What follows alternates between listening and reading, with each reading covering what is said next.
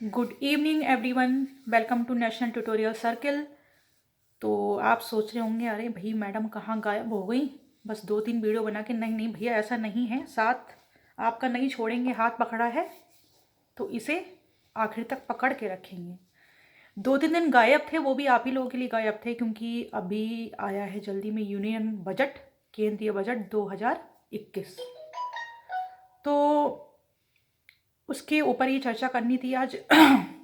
आज की क्लास उसी के ऊपर है क्योंकि ये बहुत ही इम्पॉर्टेंट टॉपिक होता है सिविल सर्विसेज के लिए। तो हाई इम्पॉर्टेंट, किसी भी कंपटीशन एग्जाम के लिए भी इम्पॉर्टेंट होता है, चाहे वो एसएससी हो, चाहे वो यूपीएससी हो, चाहे वो यूपी पीसीएस हो। तो भाई इतने महत्वपूर्ण टॉपिक पे अगर हमें कुछ चर्चा करनी है तो उसके लिए थोड़ी ज़्यादा तैयारी की ज़रूरत होती है, और टाइम होता है मेरे पास कम क्योंकि मेरे पास शाम का ही टाइम होता है ऑफिस से आने के बाद। इसलिए मुझे 3 दिन लगे आपके साथ फिर से जुड़ने में। तो फिलहाल मुद्दे पर आते हैं। हम बात करेंगे केंद्रीय बजट 2021 की, यूनियन बजट 2021 की। सबसे पहले कुछ इसकी विशेषताएं जानेंगे कि इसकी क्या विशेषताएं रहीं इस बार के बजट की। उसके कुछ महत्वपूर्ण बिंदु पे बात करेंगे जो की पॉइंट्स थे। खासकर की जो सबसे ज़्यादा इंपॉर्टेंट चीज़ें होती हैं इसमें ये कि किस क्षेत्र को कितना आवंटन हुआ, किस क्षेत्र को कितने रुपए इस बार आवंटित किए गए हैं वो। और उसके बाद लास्ट में हम क्षेत्र मतलब अलग अलग क्षेत्र से कुछ इंपॉर्टेंट पॉइंट्स निकालेंगे। वो एक तरह से आपका रिवीजन भी हो जाएगा क्योंकि बहुत कुछ तो शुरुआत के इंपॉर्टेंट पॉइंट्स में कवर हो जाएगा आपका। तो उसमें से कुछ पॉइंट्स रिवाइज भी हो जाएंगे और कुछ एक्स्ट्रा रहेगा तो वो भी हो जाएगा, जिसके लिए मैंने खुद सुना, न्यूज में सुना, कई जगह से सुना, सर्च की, तब जाके मैंने एक प्रिसाइज नोट्स निकाले इस तरह से कि आप लोगों तक हर इम्पॉर्टेंट चीज़ पहुंच सके। एक निचोड़ पूरे बजट का जो कि एग्जाम के पॉइंट ऑफ व्यू से बहुत इंपॉर्टेंट है, उसमें से कुछ भी छूटा ना रह जाए। तो वो तो मैं आप तक कन्वे कर ही रही हूँ। साथ में मैं ये समझ लो न्यूज़पेपर भी लेके बैठी हूँ, उसमें भी मैंने कुछ कुछ ऐसी चीज़ें जो मुझे लगा आप तक ज़रूरी है पहुँचना, तो वो भी मैं आप तक पहुँचाऊँगी अभी न्यूज़पेपर से सीधे। लेकिन पहले मैं उन पॉइंट्स की बात करती हूँ जिनको आप तक पहुँचाने के लिए मैंने रेडी किया है, आप तक कन्वे करने के लिए जो सबसे महत्वपूर्ण पॉइंट है। तो चलिए शुरू करते हैं बजट 2021। तो सबसे पहले तो जब हम बात कर रहे हैं बजट की तो हमें बजट का मतलब पता होना चाहिए।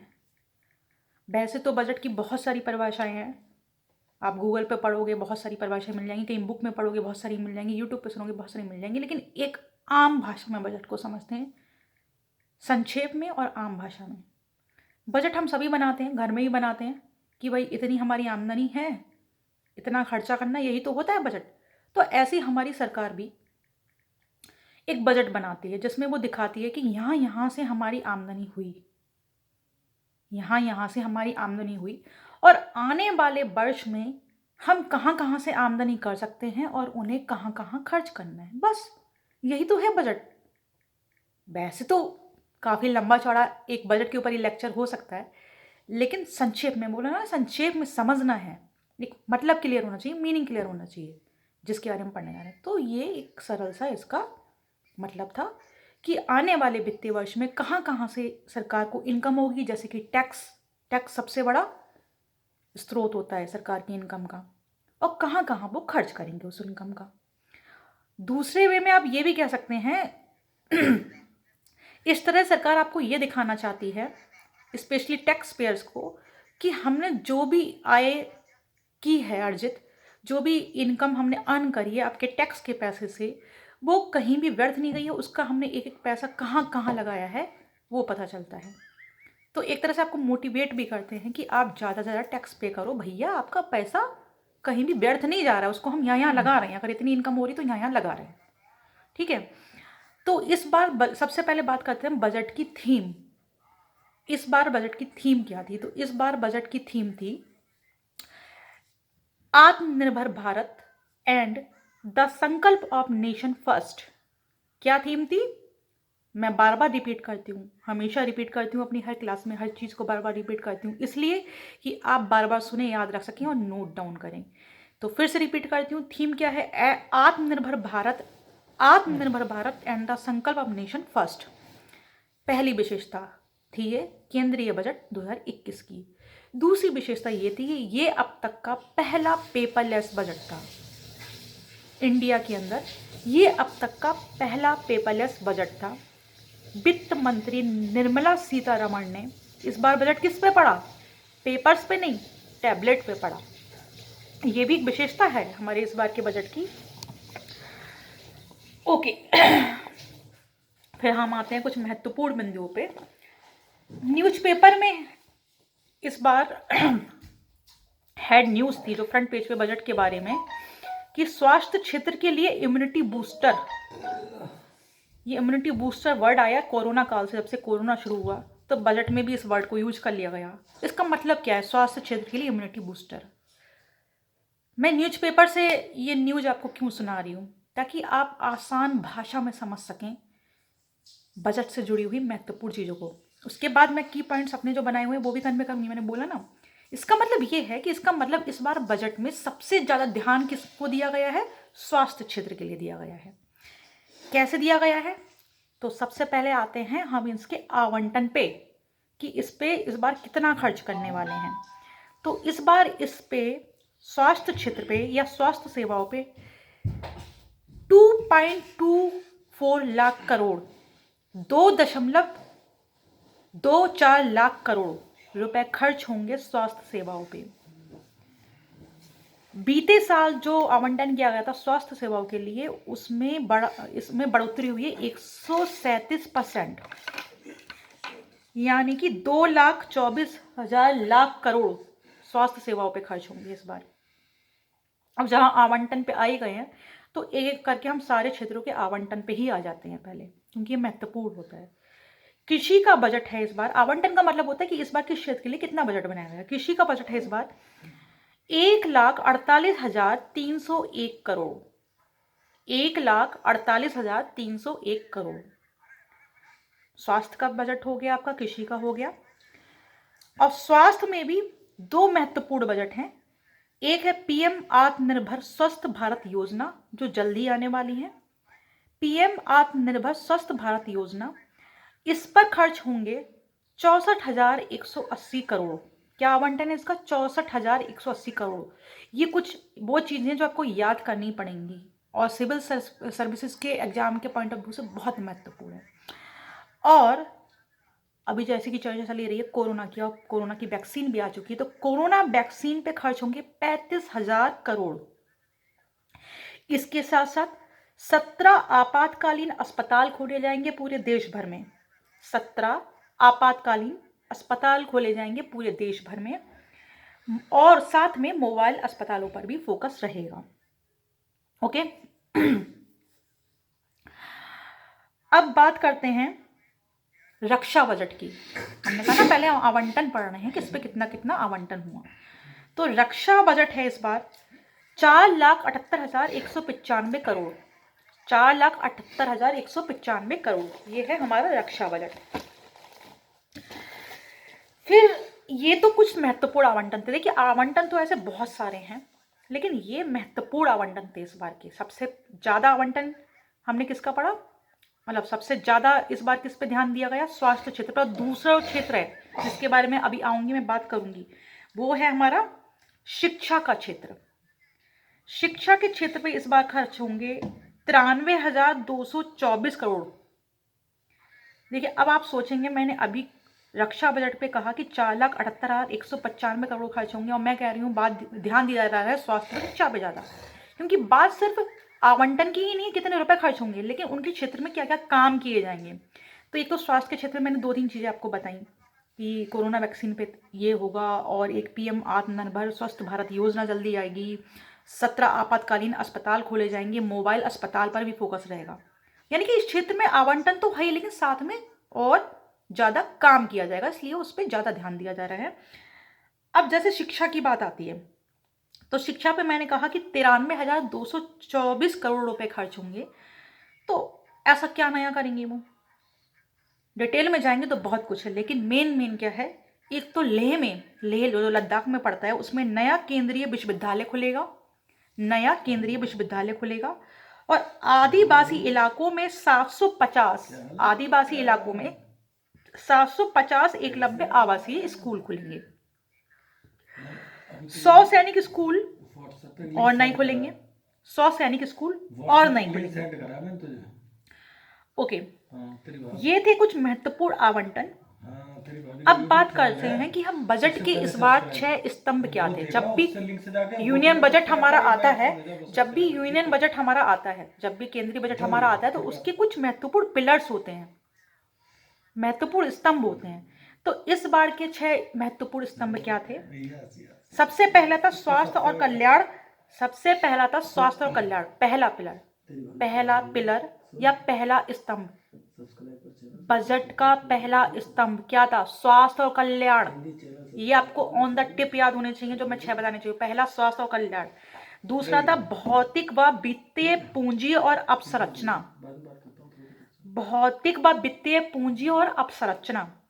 तीसरा है आकांक्षी भारत के लिए समावेशी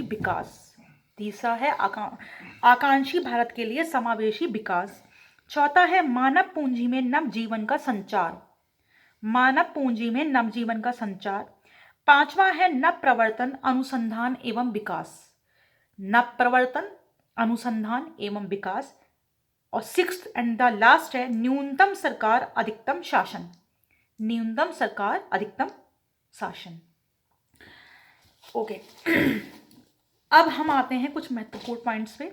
महत्वपूर्ण पॉइंट तो अभी भी चल रहे थे, लेकिन ये अभी केवल ओवरव्यू था, जिसमें केवल हमने आवंटन देखा कि कुछ महत्वपूर्ण क्षेत्र पे कितना कितना आवंटन किया गया है, थीम देखी हमने बजट की, और ये देखा कि ये पहला पेपरलेस बजट था और 6 स्तंभ पड़े। अब पॉइंट टू पॉइंट बात करेंगे।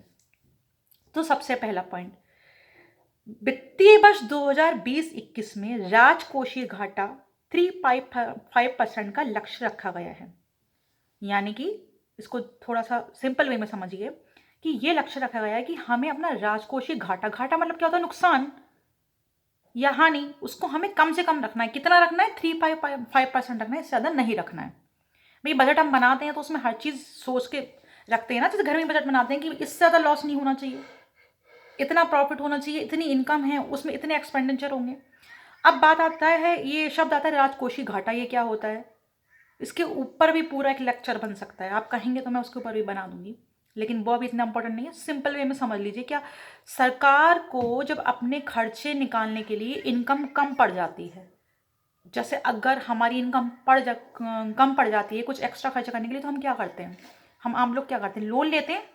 तो ऐसी सरकार को, गवर्नमेंट को कभी कभी लोन लेने की जरूरत पड़ जाती है अपने एक्सपेंसेस को पूरा करने के लिए। वो लोन बढ़ रहे हैं, इसका मतलब लॉस हो रहा है, वही होता है राजकोषीय घाटा, सिंपल वे में। हालांकि इसमें पढ़ने के लिए और बहुत ज़्यादा है।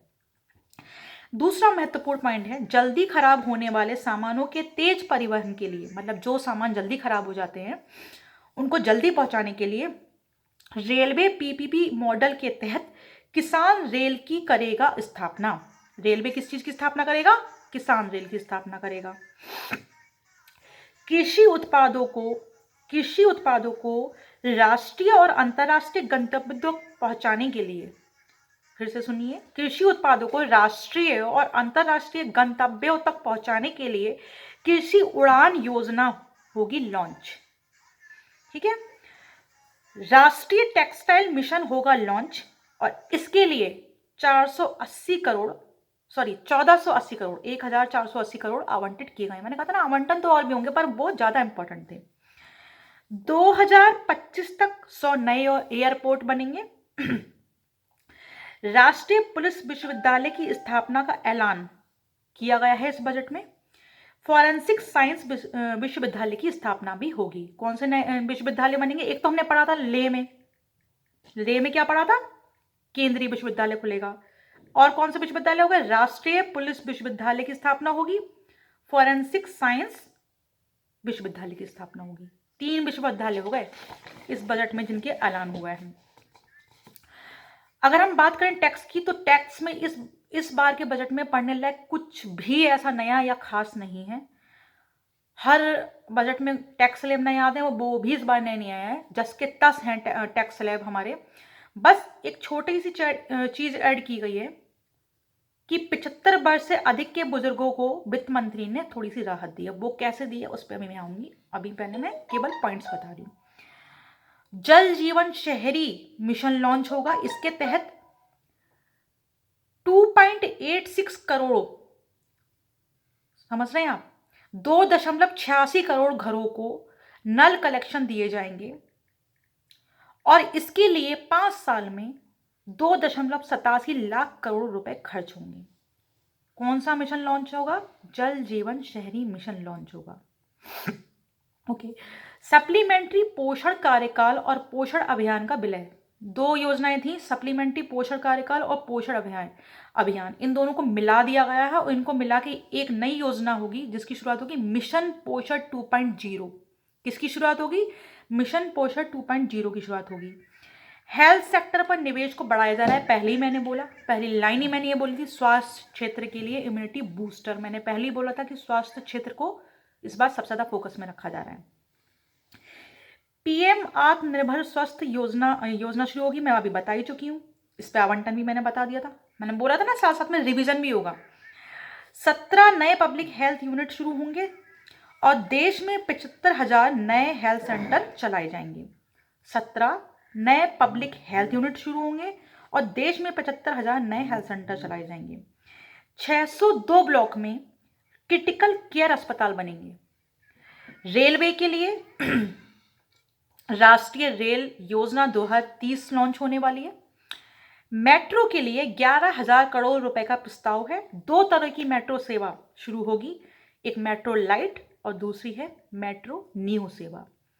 टियर 1 और टियर 2 जो शहर होते हैं उनके लिए मेट्रो सेवा। रेलवे के लिए 1,10,055 करोड़ आवंटन है। ये भी रेलवे के लिए 1,10,055 करोड़ रुपए का आवंटन किया गया है और रेलवे में मेक इन इंडिया पे जोर रहेगा। पब्लिक बस के लिए एक और महत्वपूर्ण आवंटन, पब्लिक बस के लिए कितना आवंटन किया गया? 18,000 करोड़। गरीब विद्यार्थियों के लिए ऑनलाइन एजुकेशन प्रोग्राम की घोषणा की गई है। 5 आर्कोलॉजिकल साइट्स की स्थापना की घोषणा की गई है, जो कहाँ कहाँ होंगी, जिनमें से एक दो तो हमने सिंधु घाटी सभ्यता में ही पढ़ी थी, जिसमें पहली है धौलावीरा जो गुजरात में है, दूसरा है शिवसागर जो असम में है, तीसरा है आदिचल्य जो तमिलनाडु में है, चौथा है हस्तिनापुर जो आपका यूपी में है, मेरठ में पड़ता है, और पांचवा है राखीगढ़ी हरियाणा में। तो राखीगढ़ी और धौलावीरा के बारे में हम पिछली क्लासेस में पढ़ चुके हैं।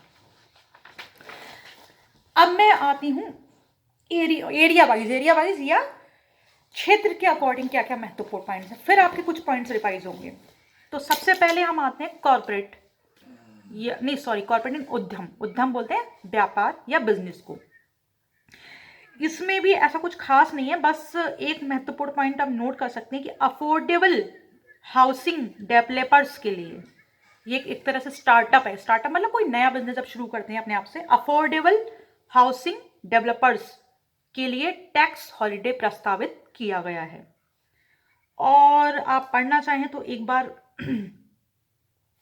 पीआईबी की साइट पे जाके या उसकी ये जो जागरण कुछ भी ऐसी साइट पे जाके आप डिटेल में पढ़ना चाहें पढ़ सकते हैं, पर ऐसा कुछ भी और ज़्यादा इंपॉर्टेंट नहीं है इस क्षेत्र से। आवंटन के बारे में हम पहले पढ़ ही चुके हैं, कितना किस क्षेत्र का आवंटन किया गया है। अब बात आती है हेल्थ सेक्टर, सेहत, जो सबसे ज़्यादा महत्वपूर्ण है इस बार। अभी मैंने कुछ तो महत्वपूर्ण पॉइंट्स बता दिए, जो छूटे हुए हैं वो भी बता दे रही हूँ। 9 बायो सेफ्टी लैब की होगी स्थापना। हेल्थ सेक्टर में क्या होगा? 9 बायो सेफ्टी लैब की होगी स्थापना। अभी थोड़ी देर पहले मैंने बोला था, फिर से रिपीट कर रही हूं क्योंकि शायद ये महत्वपूर्ण, इसलिए बार बार रिपीट कर रही हूं कि प्रधानमंत्री आत्मनिर्भर स्वस्थ भारत योजना में कितना निवेश होगा? 64,000 करोड़ रुपए के 12 केंद्रीय संस्थानों में क्रिटिकल केयर अस्पताल स्थापित किए जाएंगे।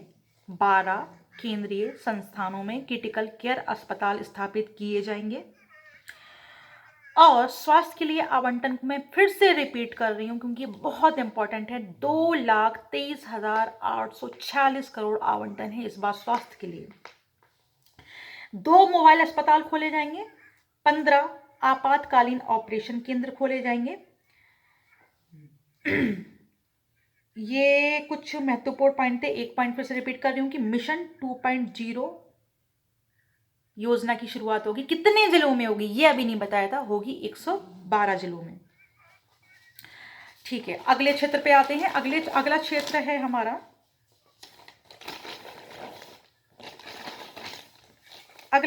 हमारा, कॉर्पोरेट में ऐसा कुछ भी इम्पोर्टेंट नहीं है जो एग्जाम के पॉइंट ऑफ व्यू से इम्पोर्टेंट हो, तो इस पर मैं ज़्यादा चर्चा नहीं करूँगी। फिर आता है हमारा रक्षा सुरक्षा बजट।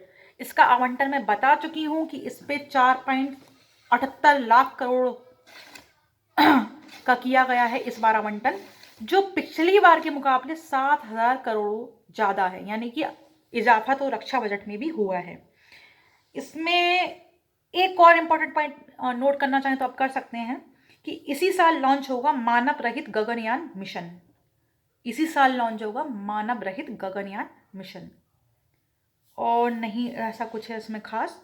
फिर आता है परिवहन यातायात से रिलेटेड।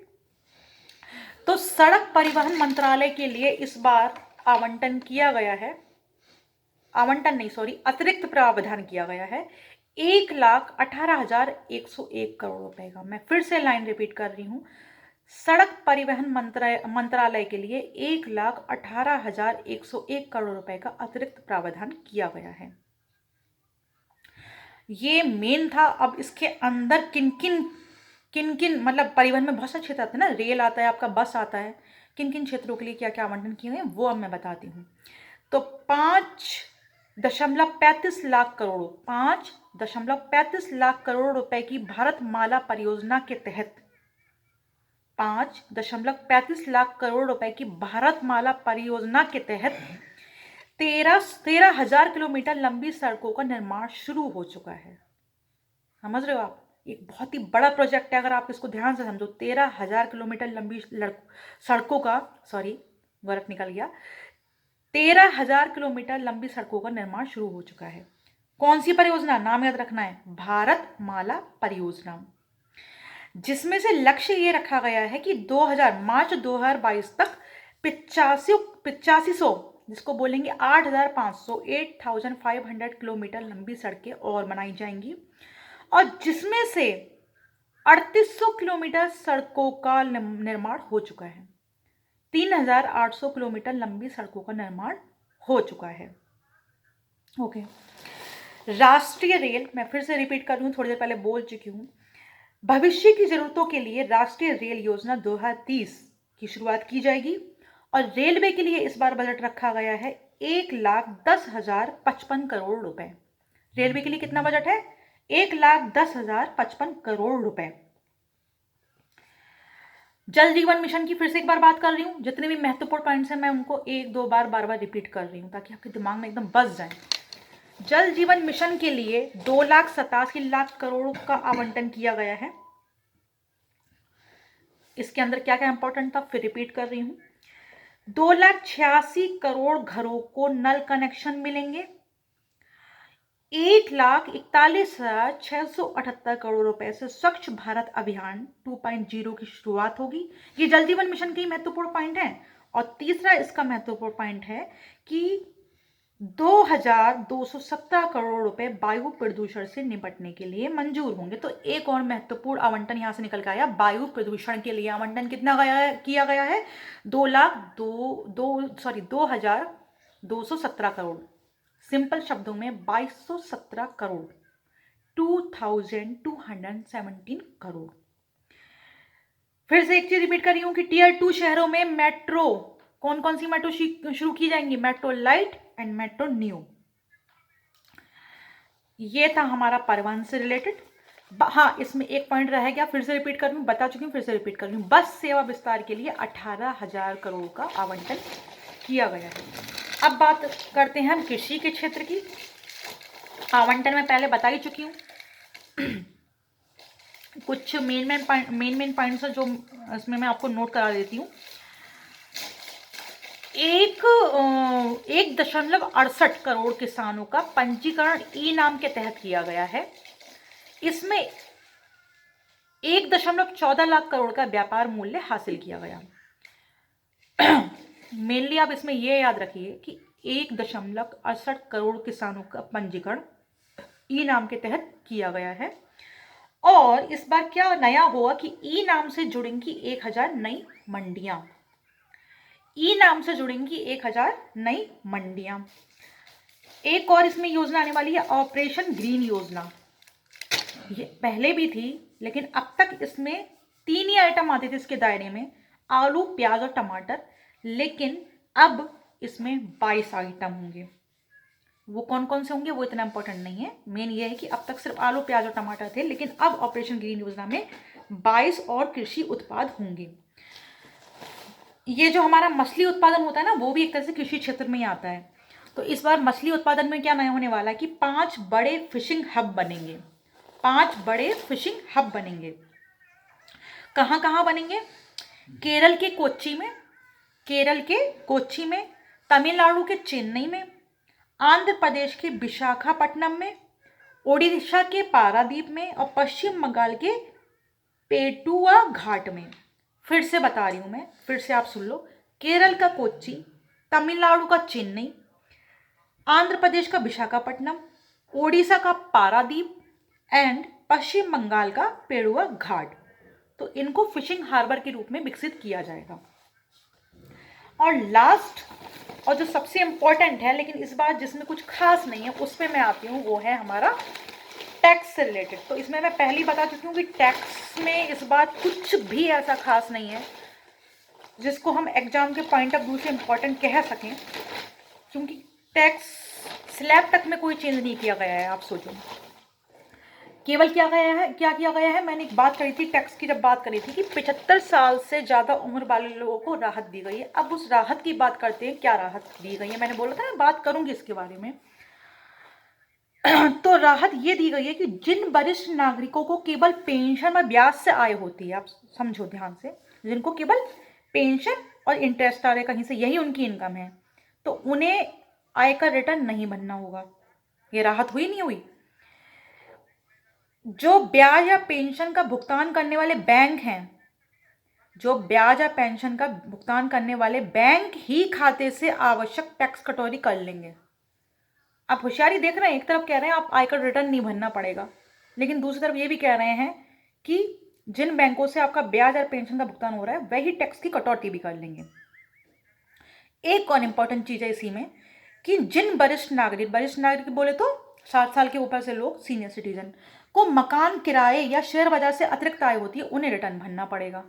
तो छूट केवल किन्हें मिली है? 75 से, सॉरी यहाँ पे 60 साल से उम्र वालों की बात नहीं हो रही है, 75 साल से ऊपर वाले सीनियर सिटीजन की बात हो रही है। मैं पॉइंट को अपने करेक्ट करती हूँ, कौन से सीनियर सिटीजन की बात हो रही है? जो 75 ईयर्स से ऊपर हैं। तो किनको राहत मिल रही है? आयकर रिटर्न भरने से राहत किनको मिल रही है? जिनकी इनकम सिर्फ पेंशन से है या फिर इंटरेस्ट यानी कि ब्याज से है। लेकिन आप 75 साल से ऊपर हो और आपने कोई मकान किराए पर उठा दिया, अब रेंट आ रहा है, वो भी तो आपकी इनकम है, या शेयर बाजार से आपको इनकम हो रही है, वो भी तो आपकी इनकम है। इन पे कोई छूट नहीं है, इनके लिए आपको आयकर रिटर्न भरना पड़ेगा। तो ये समझने वाली बात थी कि हमने ये तो पढ़ लिया कि 75 वर्ष से ऊपर आयु वाले लोगों को राहत मिली है, लेकिन क्या राहत मिली है और कहाँ नहीं मिली है, ये जानना जरूरी था। और टैक्स स्लैब में इस बार कुछ भी इंपॉर्टेंट नहीं है। ज़्यादा ये जान सकते हो कि रिटर्न भरना आसान हो गया है, पहले से भरा फॉर्म मिलेगा, तो ये क्या एग्जाम पॉइंट ऑफ व्यू से इंपॉर्टेंट है? कुछ भी नहीं है। और देरी से रिटर्न भरने का समय 3 महीने पहले घटाएगा, कुछ नहीं, बस इतना ही था जो इम्पोर्टेंट था। तो ये था भाई यूनियन बजट 2021। हालांकि बजट बहुत बड़ा होता है जो 30 मिनट की क्लास में नहीं सिमट सकता, लेकिन चूंकि हम पेपर के पॉइंट ऑफ व्यू से पढ़ रहे हैं, एग्जाम के पॉइंट ऑफ व्यू से पढ़ रहे हैं, तो उसमें हमें वही पॉइंट्स पढ़ने होते हैं जो जिन पे हमारे एग्जाम में क्वेश्चन आ सकते हैं, जितना हमें जानना जरूरी है। इसी को तो कहते हैं स्मार्ट स्टडी। वरना पढ़ने को तो आप घंटे लगे रहो एक टॉपिक पे, कुछ भी पढ़ते रहो, पता चला महीनों तक वही एक चीज़ पढ़ रहे हैं। तो अब मैं बात करती हूँ, जो मेरी पिछली क्लास थी उसमें जो मैंने बात करी थी उसको कंटिन्यू करती हूँ।